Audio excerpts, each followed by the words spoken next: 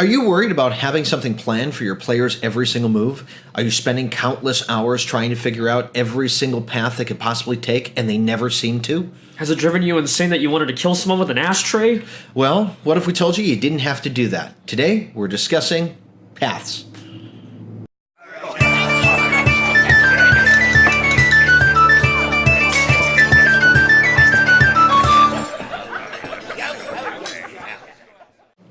Welcome everyone, I'm Sean, this is Tony, and today we're going to be talking about paths and the choices that your players make in your campaign. Yeah, we had the great opportunity to watch Bandersnatch yesterday. Yeah. So if you haven't gotten the chance to see it, Black Mirror released a interactive movie called Bandersnatch, and essentially you make choices while you're watching, and it affects what happens in the movie as well as the ending that you're going to get to. Yeah, and it got us thinking about it because we do that all the time. Yeah, pretty much. Just from the idea that your players are there expecting a certain story and expecting a certain way that things go, and it's up to you as the DM to be able to create that path for them. Yeah. And I think it's funny because when I think about this movie, or when I think about like a choose your own adventure book, in a way, I kind of design my campaign in the sense where like there's a story, there are parts where the players make choices, and of course it does change things. But the difference between my campaign and like an interactive movie or any kind of interactive media is that it's so much more fluid and so much more open to what can actually happen. You're not limited by programming. You're not limited by the amount of pages inside of a book.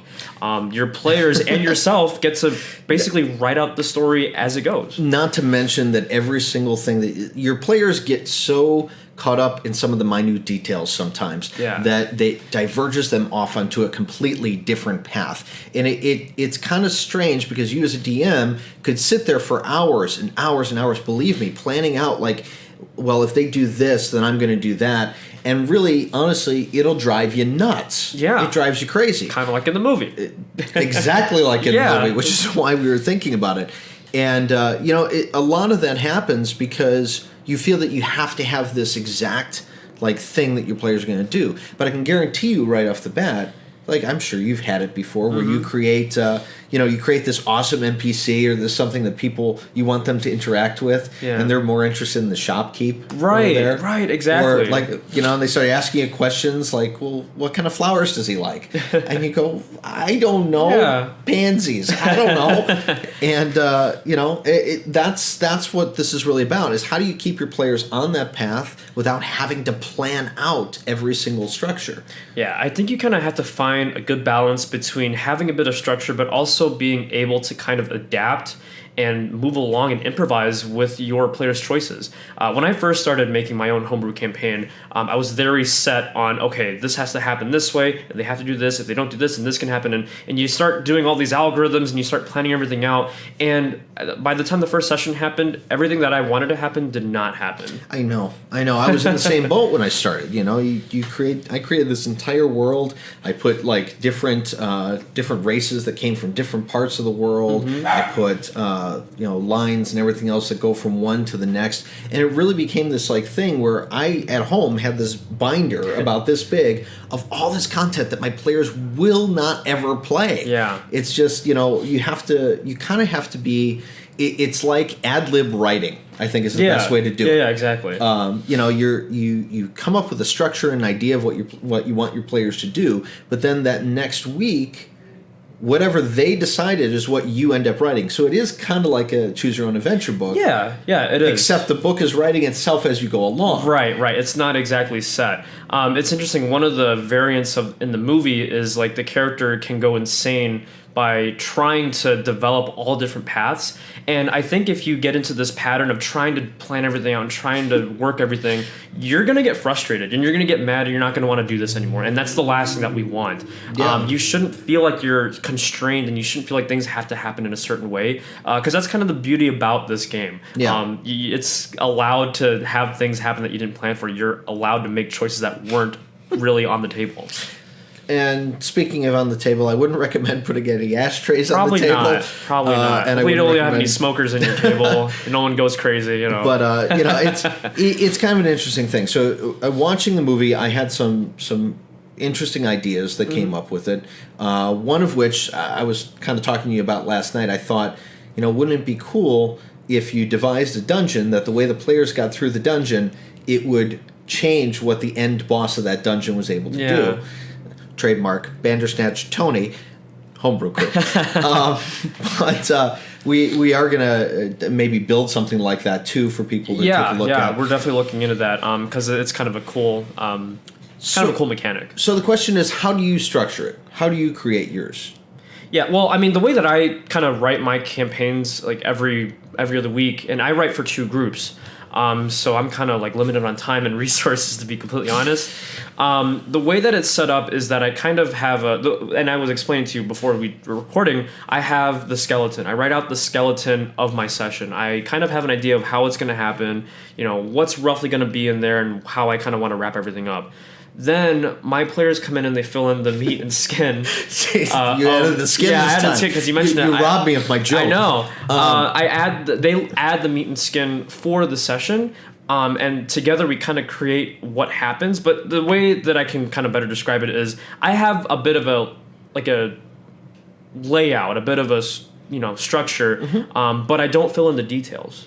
Yeah, and it's a similar thing that I do with it. You'll create the idea of where you want your players to end up and where you want them to go, but at the same time, you don't necessarily fill in all the intricate details of it. You don't say, there's several bottles in this room and there's this, there's that. You kind of come up with that on the spot. And I know that sounds like a horrible answer to the solution of not having to create a path or anything. But remember, as a DM, you've got so many choices. If your players are going in a direction you don't want them to go, that really isn't a real scenario. Right. Believe it or not, because you can actually, whichever way your players decide to go, make your end goal be that end result. You have a path that divides in the woods like that, right? And I just made that symbol from the movie. But you have a path that divides in the woods. The players decide to go left instead of right. Well, what's to say the witch's house isn't on the left path now? Right. Your characters and your players don't know that. The only people who know that are the guys behind the screen. Exactly. So, unless you're playing out of a book. If you're playing out of a book, then whatever's written in the book is what you go along with. Yeah. And it's interesting, too, because the movie also talks about this whole thing where even if you make certain choices, sometimes you're kind of guided along this path anyways. If you're in a situation where you have to kind of, guide your players along, you have the option to do that. They can't read your mind, hopefully, and they don't have access to all the things that you know about. Right. You, in the end, are the dungeon master. You're the master of this world and this universe. You can pretty much affect how things go. Just don't really make it obvious that you're purposely changing and constricting your players to a certain thing. But at the same time, make sure that you have enough pressure on your players that they don't throw it completely out of whack. Exactly. Like if you had your players there and they say, well, no, I find the players will say that they found something there, and if you allow that, next thing you know, you're on the players running it, and then that's where you come into feeling like a slave DM, where you have to show up every week and run the story for what they want and all that. But really, truly, as long as you're including your players in what your choices are and allowing them to make some decisions, it's not bad to just kind of sort of railroad them a little bit into where they need to whenever be. You need to, because you can't let things go completely off the rail. But I think again the most important thing that we can kind of get out of this is that the campaign has to serve your players and it has to serve yourself. So be prepared for those choices that you're not prepared for, but also, have a bit of a structure ready to go. And, in the end, go along with what happens.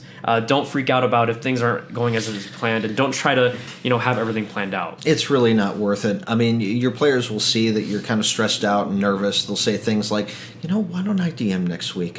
You look like you need a break. And then you spawn things like this guy here, and then they start their own campaigns. Yeah, and then DMs start popping up left and right before you know it. It's like the Gremlins at that point. But, really, truly, what it's all about is just kind of deciding what you want to go with, allowing your players to make some decisions that affect their way and their path over that way, and, not losing control as a DM. I mean, don't feel that you have to have everything planned out. A lot of the fun that we've had at our tables, and the most fun that we've had at our tables, is stuff that we kind of brew on the spot. Exactly. So, I mean, I guess that's our advice to this, and to anyone that wants to watch Bandersnatch, definitely do. It's an awesome flick. Highly recommend it. You're going to watch it probably several times, so you can get every ending. And also, if you have any questions, or if you've kind of run into this scenario, leave us a comment down down below. We can maybe kind of delve into that situation, or we can kind of look into that and maybe even make a video about it. Yeah, if you have any other DMing questions, we'd love to answer those too. I know we don't do many powwows anymore, but it's definitely worth it. If you have any questions, we've been around, so we'd be happy to answer them. Yeah. All right. Well, remember, the best campaigns are always the ones that are homebrewed. So until next time, keep brewing.